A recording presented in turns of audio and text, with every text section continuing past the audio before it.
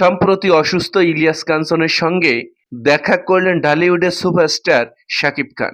শাকিবের সঙ্গে দীর্ঘদিন ধরে দেখা করতে চেয়েছিলেন অভিনেতা ইলিয়াস কাঞ্চন, কিন্তু শাকিব খান দীর্ঘদিন যাবৎ আমেরিকায় অবস্থান করায় সেটি সম্ভব হয়ে ওঠেনি।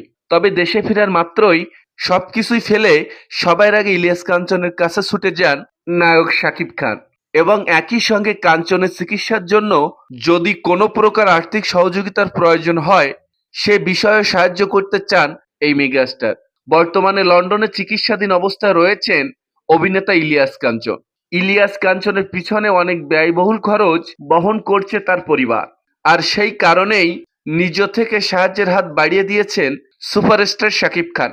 শাকিবের এই মহানুভবতা নেটিজেনরা পজিটিভ হিসেবে নিয়েছেন।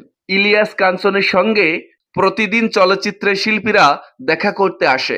দীর্ঘদিন ধরে ব্রেন টিউমারে ভুগছিলেন ইলিয়াস কাঞ্চন। অপারেশনের পর অনেকটাই সুস্থ এই অভিনেতা, তবে এখনো পুরোপুরিভাবে টিউমার রিকভার করা যায়নি।